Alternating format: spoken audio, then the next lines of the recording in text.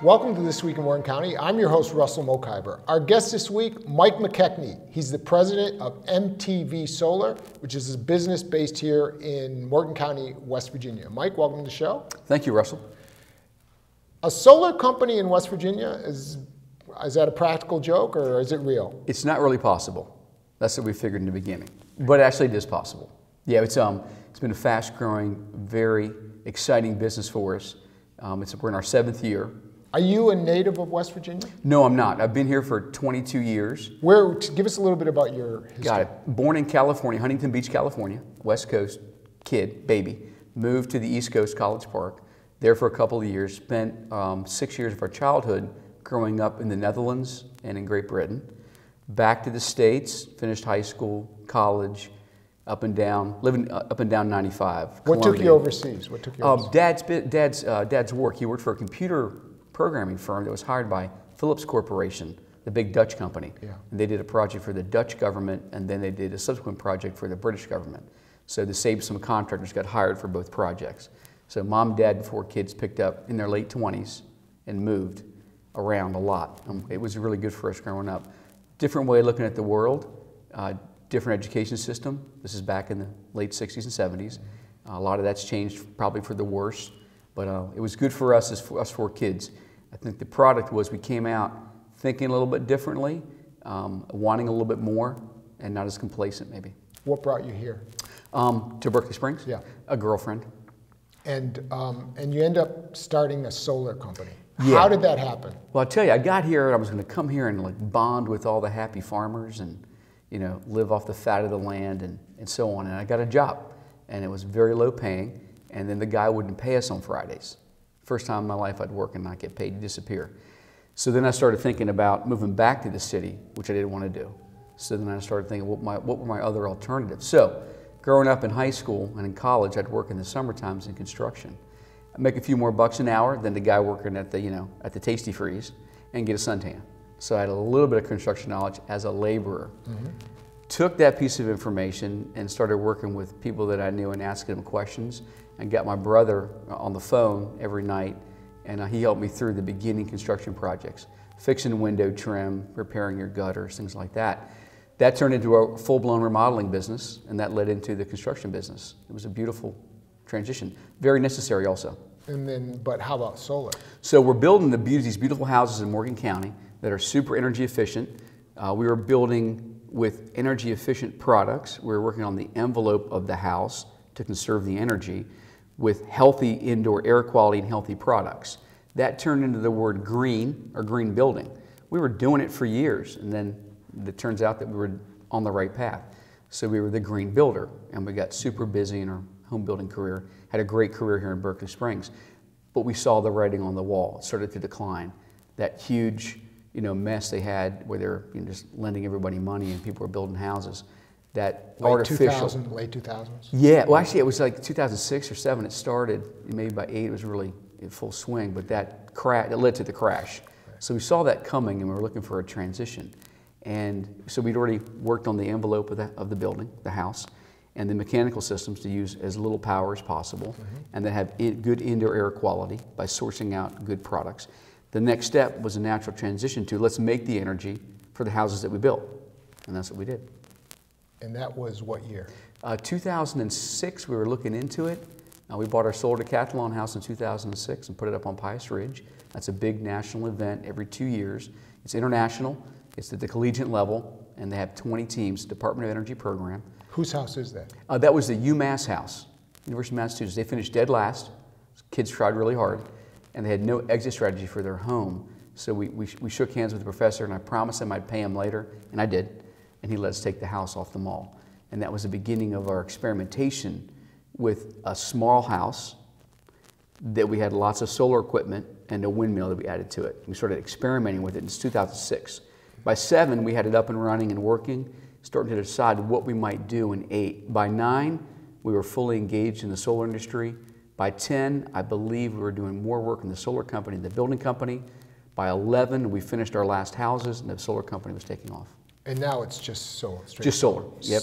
Installing solar panels? Yeah, we design and install solar equipment on the PV side, so photovoltaic not hot water. So just to make electrons. Okay.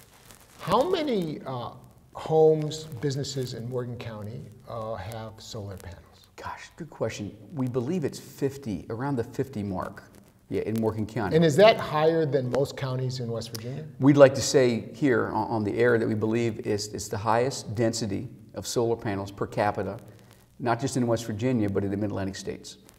Unless we can challenge that, we believe that it is. Morgan County is like the solar capital of the Mid-Atlantic states. That's what we believe. Until somebody can prove us wrong, we do believe it's true, because we don't have a huge population. We have a large number of folks here that have adopted solar energy, much higher than the norm in most places. Okay. Yeah, so we believe that's true.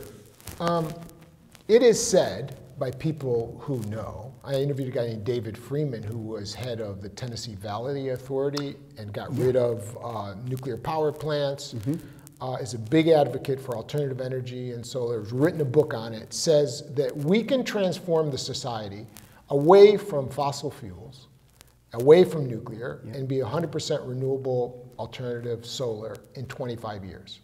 He says Germany's doing it. Hawaii voted to do it recently. Are you a believer that that can be done? Absolutely. And how can we do it? How's it real that we can get that done? Okay, in the country or our state? Well, let's start in the world. Which platform? Let's start with the state of West Virginia. Is that possible to do here? Yes, it's possible in every state in our country. It's possible here too. And how would we do it? What we need is we work in the Mid-Atlantic region, so we work in 6 states or 7 states and in the District of Columbia. So we work in lots of different states, and we see the state programs that other states have. Virginia and West Virginia are behind Ohio, Maryland, Delaware, DC, North Carolina, South Carolina, Tennessee, and probably Delaware. They're just behind in what they've adopted at the legislative level to support it.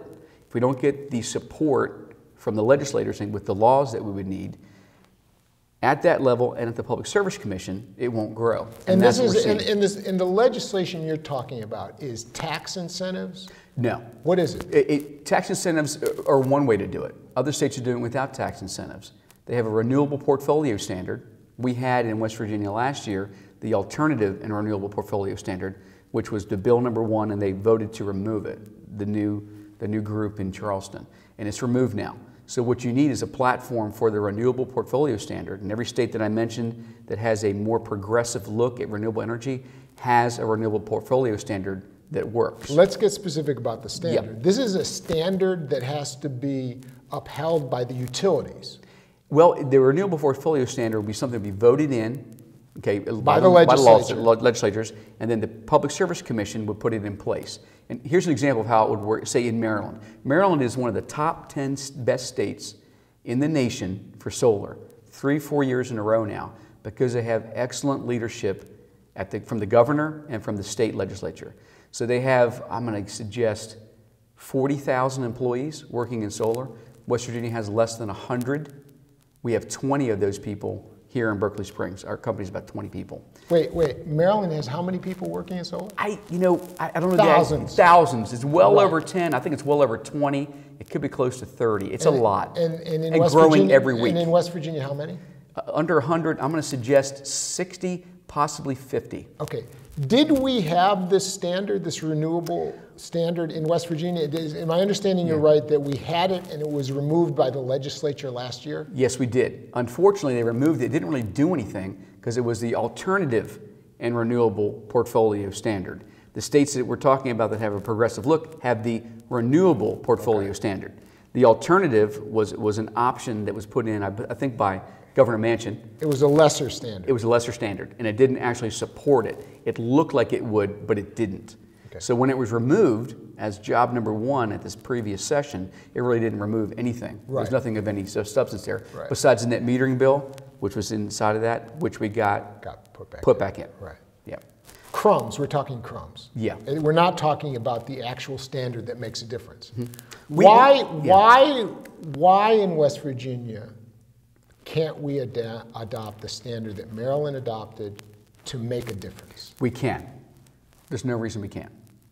Why aren't we? Why is that the question? Yes. Okay. Why we're not is because of the leadership that we have. There's this, I don't think it's a fear, but somehow they think that a robust renewable energy community with lots of good paying jobs, that would somehow threaten the current extractive industries that we have in our state. Coal and fossil fuels. Yeah. Coal, natural gas. Simply isn't true. And it would. Yeah. Well, it wouldn't. It would, because if we're talking about a transformation from fossil fuels to renewable and solar, right, we're talking about getting rid of the dirty of the fossil fuels and natural gas. Yeah, here's the other example. The coal is, we know coal is on the decline. Correct. And natural gas is on a big decline at this moment as well.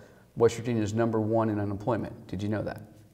It's a brand new standard we achieved. #1 in the state. In the world. In the United States. Yes, in the world, right, in the U.S. #1. So we've got this large group of people that are underemployed or unemployed, right?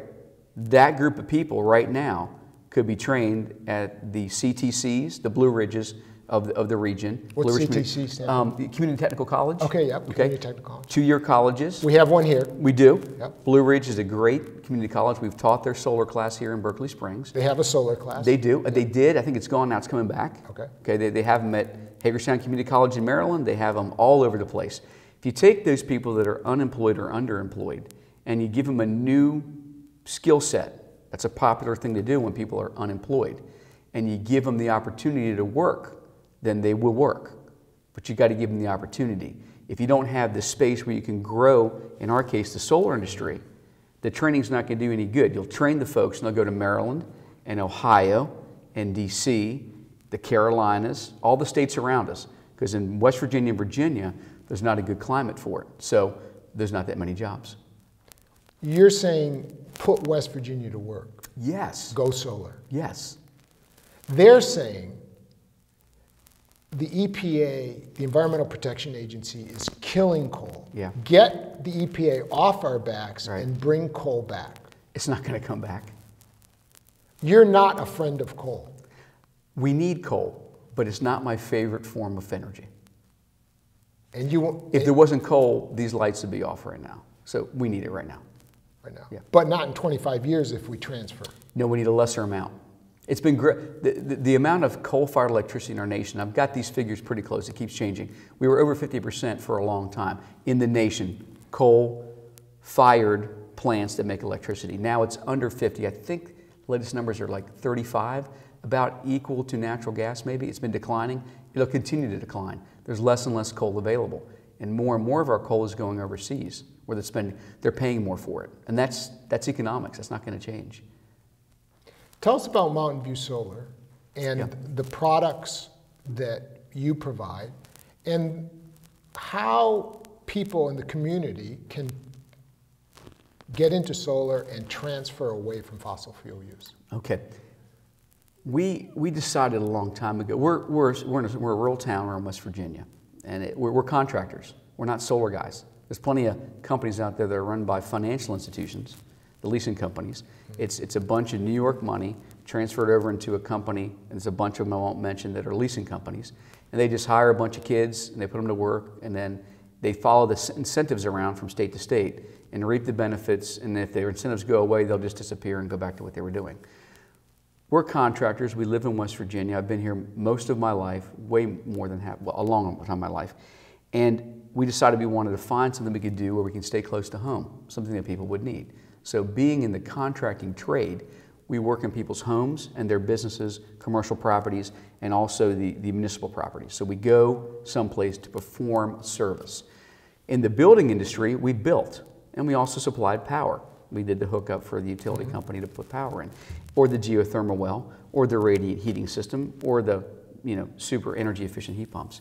So that was what we knew how to do. So then we took that and transformed it into an energy sector, a portion of what we did. We're on the roof and we're electricians. So we're roofers and electricians. So we took those guys out of the building company and pulled them over to the solar company and added to it. And that's kind of how the transition started. So contractors at base, we're just contractors. We're not solar guys. We work with people all over the state. We work for utility companies. We work for First Energy. One of our best customers is First Energy, one of the largest utilities in the country. What did you do for them? We keep the red lights on top of the towers for the FAA so the airplanes won't hit the towers, out in the western part of the state, or northwestern part of the state, where the big transmission line was built 7 years ago, the trail line. Those red lights are powered by your solar. Yeah, isn't that neat? So you got large 500 kVA utility line that brings power from all the big, some of the biggest coal burning plants in our state, and takes to Northern Virginia and DC. That's where the line goes. Yeah. Okay, the towers are tall enough that they need to be lit. They couldn't get this huge amount of energy, reduced enough to just run the light bulbs. So they needed a solar equation with batteries and an elaborate communication system to make it work. So they found us, and we work very well and hand in hand with the utility company. Do you? Are there any public buildings where you've transformed the public, like a courthouse or something like that? Yeah, we did a bunch of municipal work a couple of years ago, and it's starting to come back now. So the Morgan County Courthouse that burned down X number of years ago is rebuilt. It's a beautiful new courthouse, and a grant was written to put solar on the roof, and it's right over there. If we were outside, we could probably see it. And there's solar panels on the courthouse in Morgan County. We have a wastewater treatment plant down in Hurricane, West Virginia. We have solar panels, or probably our nicest project, even though it's smaller, was solar panels on the DEP in Charleston, West Virginia. Charleston, West Virginia, the DEP, which is great. We've got them on schools, bus depots, courthouses, for-profits, not-for-profits, large companies, small companies, and 500 homes in West Virginia already have solar. And if people wanted to move their houses towards solar, is it financially viable? It is. Yep. Even though we don't have the laws here, the tax incentives here. Correct. Yep. And how, even in West Virginia, is that possible? We get that question, gosh, a zillion times, and here's the best way to look at that. You're paying a utility bill at home, and I don't believe you have solar in your house yet, am I right? Correct. No. But you're paying a utility bill. Yes. How long have you been paying that utility bill here in Morgan County? Number of years? More than 20 years. More than 20 years. Right. How long do you expect to continue to pay it? Until we figure out a way to do it with right. you. With us. Or it could be another 20 years. But so far it's been 20. Okay. And you need to pay the bill every month, or what happens? They turn the power off. Correct. Right. So it's a relationship that you have with the utility company where you're supporting them because you got to pay them because they're giving you a service that you desperately need. Okay. So it's been 20 years. People pay for their utility bill for 40, 50, 60 years until they die if they don't have solar or the renewables. So the payback period, we get that a lot. What's the payback period, Mike? Yeah. Well, where do you live? What kind of incentives do you have? Do you need a tax credit? All these different things. It's a big financial model. But the short answer is that if you've paid your utility bill for 20 years already, you could already have paid for the solar. And you'd be making a profit by not paying the utility bill. You'd be taking the remainder of your utility bill money that the solar is running and putting it into your pocket. So in West Virginia, it might be 12 years to pay it back. So anybody that says, it doesn't make sense, I'm never going to make my money back. Well, if you pay your utility bill for another 12 years, you could have had the solar. Same price. You don't do your whole house, you do a portion of it. What we're finding is people put a little bit of solar in, what they can afford, and then they love it and they add. 20% of our work last year, 22% of our work last year was going back and adding more solar to customers we'd already worked for. We never thought about that in our business planning. We thought, you bought the solar, you're good. Who's next? It's a repetitive process. It's plug and play. It's very modular, very safe. It's all UL listed and NEC compliant. It's as safe as your microwave. If you're driving Route 70 to Pittsburgh, the coal companies have these big billboards out. Yes, they do. And they say something like, what happens when it's a cloudy day? And the wind stops blowing. Yeah. Here's a beautiful answer. What's the answer to that? People say, Mike, I want to go off grid. That's the big thing, right? And I'm saying, no, you don't want to go off grid. You want to go mostly off grid, but you want to be attached to the grid. This is a transition. There's not a switch that we can flip that makes it go solar right now. The utility companies in our country have been working for more than 100 years. The infrastructure for the utility lines is 60 years old or more.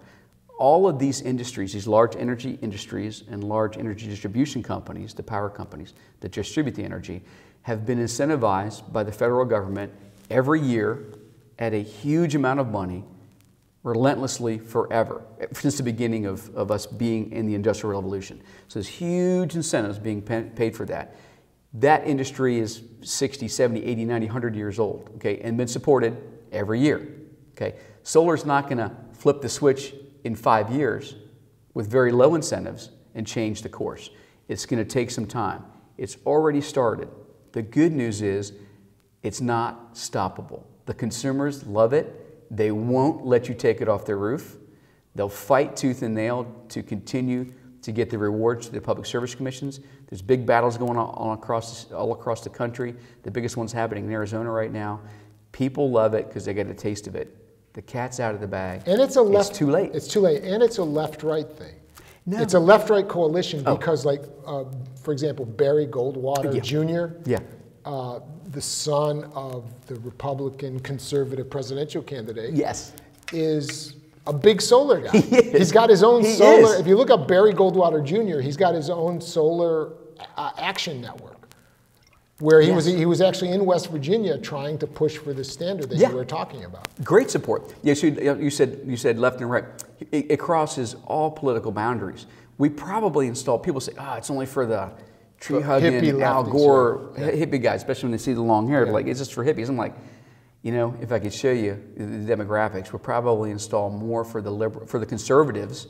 Libertarians love it because they don't want anything to do with centralized power. Nothing. They call us and they want it immediately and they want it right now. Big market. So everybody's got a utility bill. It's not red or blue. It's red, white, and blue. That's what we say in our office. Right.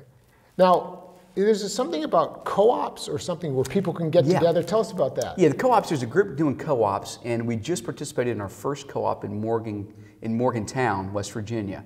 So the co-op gets together and it gets a couple of solar companies to bid against each other, and they lock in, what is the co-op first? Is it a group of families getting together who want solar and think they can get it cheaper if they pool their resources? Right, so they come in, it's a nonprofit that comes in and says, let's take a look at this community and see if there's enough interest to start a solar co-op. And they've done 3, I think, or 4 in West Virginia, and there's more coming.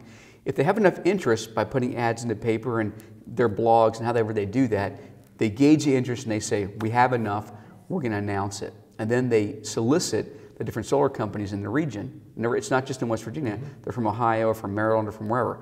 And they try to get us to come in and take a look at it. And they'll say, hey, Mountain View Solar, we have 50 people signed up. Now, not all 50 would sign up possibly, but chances are, based on our history, you'll see a 50% conversion rate or 60% conversion rate. So we've got some good customers here. Now we want you to give them your best and final price based on this number of people and approximately this many installs. And it gets us to compete with other solar companies to drop our price, lock it in, and we put our bid in. And if we win it, the price is fixed. And the co-op starts. And then you install in those houses who are members of the co-op. Correct. And then they keep the co-op open for a period of time because they want a few installs to go in. The people that are sitting on the fence call the guy up and say, can I come see your system? They look at it. They see that it's attractive. It works. The utility meter is going backwards. They can't understand that, but they heard about it. They watch it go backwards. They understand the financial side of it. And we didn't leave a mess run over their plants, and everybody was a regular, good, hardworking West Virginia citizen as a contractor. And they say, hey, you know what, I'm going to do it now. So the list grows. So after the first couple installs, the people on the fence usually convert, and then other people find out and they add to it. So it usually grows. So we're seeing good success in Morgantown.